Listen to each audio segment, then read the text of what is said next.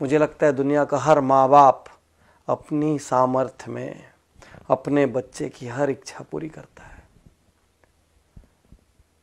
फिर बच्चे ऐसा क्यों करते हैं? एक दिन जब वो बड़े हो जाते हैं तो वो अलग घर बसाने की क्यों सोच लेते हैं?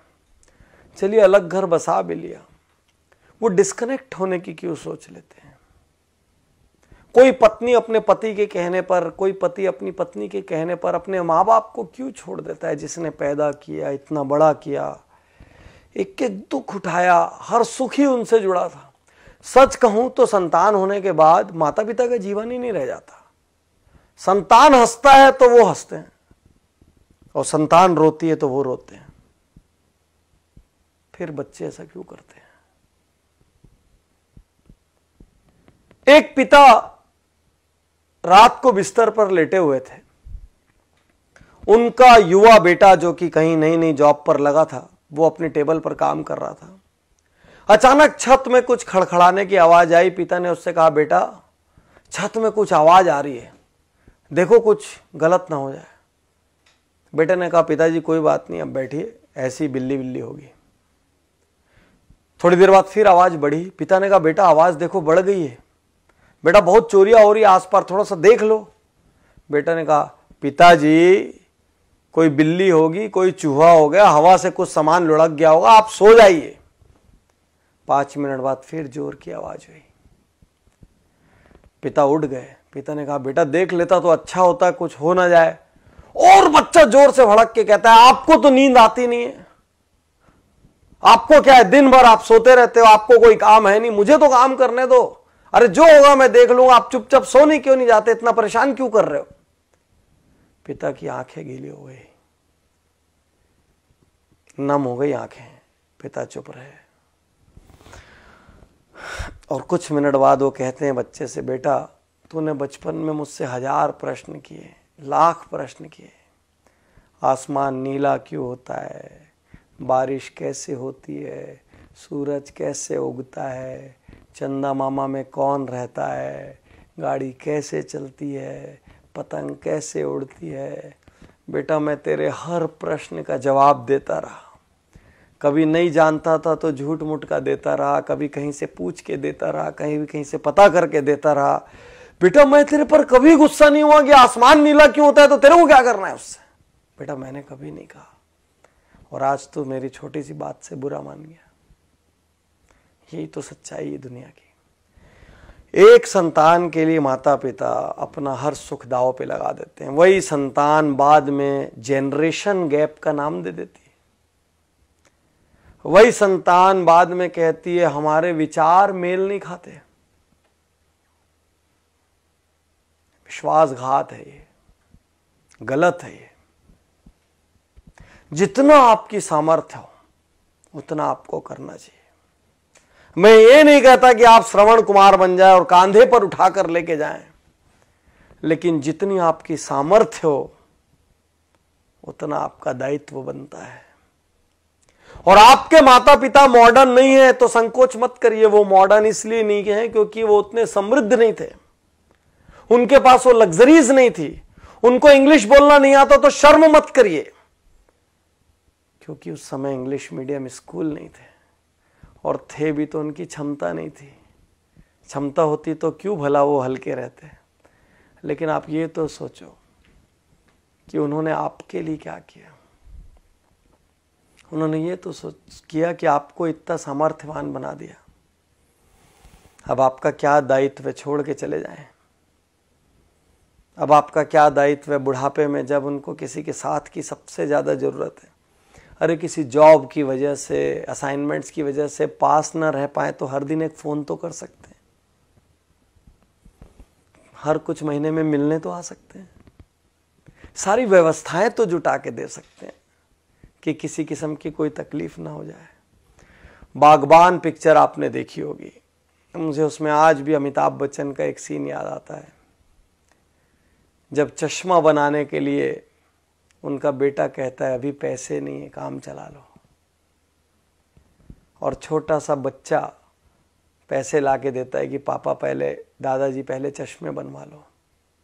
आपके पास अपनी लग्जरी के लिए पैसा है, अपनी गाड़ी बदलने के लिए पैसा है, अपना बंगला बदलने के लिए पैसा है, नया इंटीरियर कराने के लिए पैसा है, मॉल जाने के लिए पैसा है, लेकिन माँ बाप की सेवा करने के लिए ना तो आपके पास पैसा है, ना तो आपके पास वक्त है। सिर्फ एक प्रश्न है, यदि आपकी संतान ने ऐसा किया तो आप क्या करेंगे? यदि आपकी संतान ने ऐसा किया तो आप क्या करेंगे? आप बोलेंगे नहीं, मेरी संतान तो कर ही नहीं सकती। लेकिन आपके माँ बाप ने भी तो ये नहीं सोचा था ना कि आप ऐसा करेंगे, नहीं तो आपको दूध क्यों पिलाते, आपको बड़ा क्यों करते जब एक दिन विश्वासघात लेना था तो। आज आप जो कर रहे हैं ना, वो कल आपके साथ भी हो सकता है।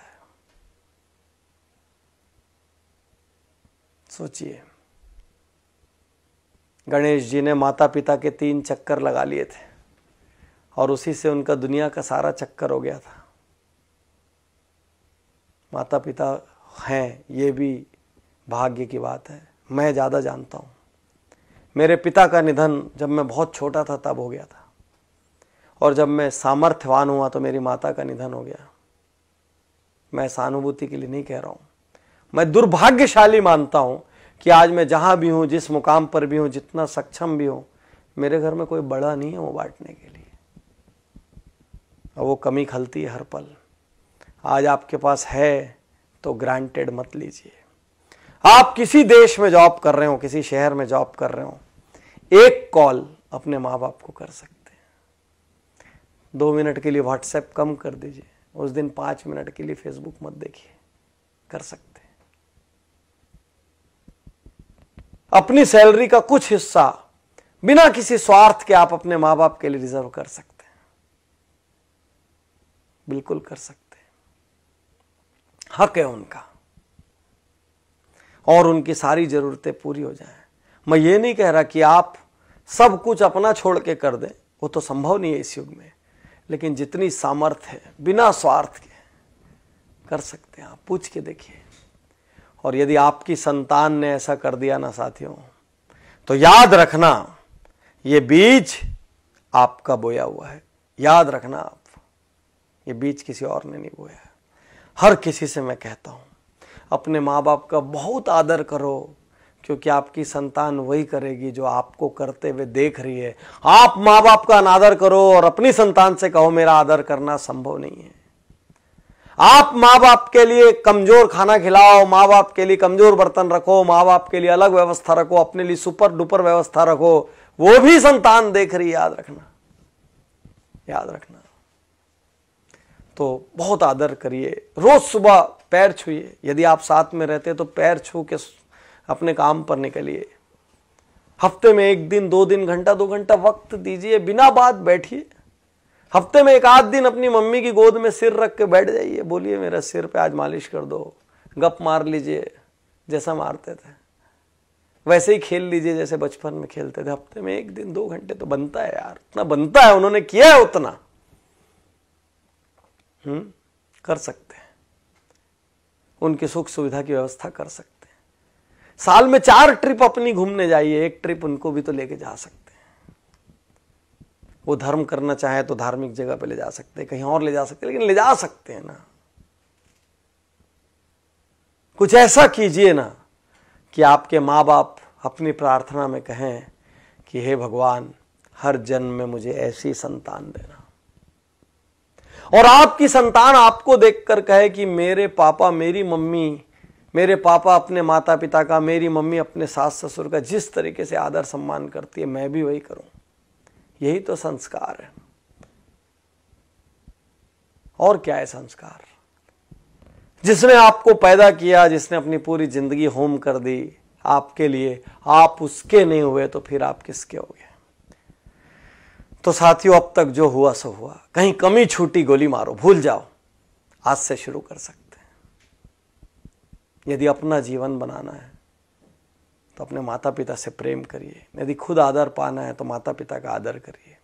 मुझे विश्वास है आज इस वीडियो को देखकर लाखों करोड़ों लोग एक बार फिर अपने माता पिता के लिए वक्त निकालेंगे, और इससे बड़ा उपहार मेरे लिए कुछ नहीं होगा। ये वीडियो मेरी जिंदगी की सबसे कीमती वीडियोस में से एक है।